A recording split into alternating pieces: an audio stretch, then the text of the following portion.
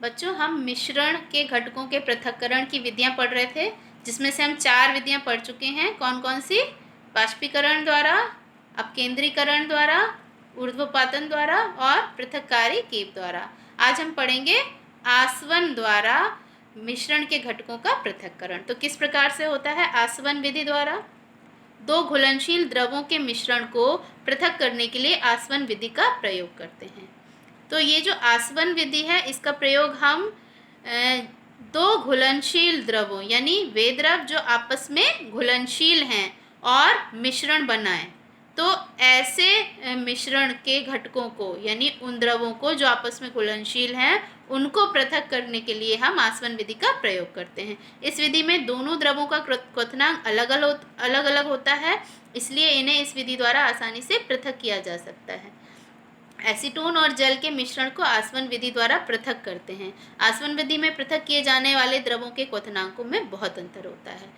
आसवन विधि द्वारा ऐसे द्रवों को पृथक किया जाता है जिनके क्वथनांक में बहुत अंतर होता है, जैसे कि जल और एसीटोन। इन दोनों के क्वथनांक में बहुत अंतर होता है, इसलिए इनको हम आसवन विधि के द्वारा इनके मिश्रण को हम पृथक करते हैं। तो किस प्रकार से पृथक करते हैं, चलिए देखते हैं। इस विधि में हम एक आसवन फ्लास्क लेते हैं और उसमें जल और एसीटोन के मिश्रण को डालते हैं। इसमें एक थर्मामीटर लगाते हैं, आसवन फ्लास्क को गर्म करना प्रारंभ करते हैं। एसीटोन का क्वथनांक जल से कम होने के कारण वह पहले उबलना प्रारंभ हो जाता है और वाष्प में परिवर्तित होकर फ्लास्क में निकली पतली नली से गुजरती है। नली में लगे संगणक के कारण ठंडी होकर एसीटोन में परिवर्तित हो जाती है, जिसे अन्य बीकर में एकत्र कर लेते हैं और जल फ्लास्क में ही रह जाता है। अब ये देखिए, ये है हमारा आसवन फ्लास्क। ठीक है, इस आसवन फ्लास्क में हमने क्या लिया है? जल और एसीटोन का मिश्रण। अब इस आसवन फ्लास्क में हमने एक थर्मामीटर लगाया, जिससे कि हमें इस फ्लास्क के अंदर का तापमान पता चलता रहेगा। अब हमने क्या किया? इस फ्लास्क को गर्म करना प्रारंभ किया। ये बर्नर है, इससे गर्म करना प्रारंभ किया। अब जैसे ही ये इसका तापमान एसीटोन के क्वथनांक तक पहुंचेगा, क्योंकि एसीटोन का क्वथनांक कम है और जल का क्वथनांक अधिक है, तो पहले एसीटोन उबलना प्रारंभ हो जाएगा। जैसे एसीटोन के क्वथनांक के तापमान पर पहुंचेगा ये फ्लास्क, एसीटोन उबलना प्रारंभ होगा और उसकी वाष्प बनने लगेंगी। और वाष्प इस नली से होते हुए जैसे ही यहाँ से गुजरेंगी, यहाँ पर लगा है जल संगणक, यानी इसमें शीतल जल या ठंडा जल भरा हुआ है, जिससे कि जो एसीटोन की वाष्प है वो द्रवित हो जाएगी, वाष्प द्रव में परिवर्तित हो जाएगी और यहाँ से गुजरते हुए इस बीकर में हम उसे एकत्र कर लेंगे। तो इस बीकर में क्या एकत्र हो गया? एसीटोन एकत्र हो गया, जो कि वाष्प रूप में था और यहाँ संघनक से होता हुआ वापस द्रव में बदलकर यहाँ एकत्र हो गया। और इसमें क्या रह जाएगा? इसमें शेष जल रह जाएगा। चूंकि जल का क्वथनांक एसीटोन से अधिक है, तो जिस तापमान पर एसीटोन उबलना प्रारंभ होगा उस तापमान पे ये थर्मामीटर हम देखेंगे और उतने ही तापमान पर जब तक रहेगा तापमान, वो सारा एसीटोन वाष्प में परिवर्तित होकर यहाँ पे एकत्र हो जाएगा। और इस प्रकार से हम देखेंगे कि जल फ्लास्क में ही रह गया और एसीटोन यहाँ पर एकत्र हो गया। तो इस प्रकार आसवन विधि द्वारा हमने जल और एसीटोन को पृथक पृथक कर लिया। अब दूसरा है प्रभाजी आसवन द्वारा। प्रभाजी आसवन द्वारा किस प्रकार के द्रवों को हम पृथक करते हैं? दो या दो से अधिक घुलनशील द्रवों के मिश्रण जिनके क्वथनांकों का अंतर 25 केल्विन से कम होता है, उनको पृथक करने के लिए प्रभाजी आसवन विधि का प्रयोग किया जाता है।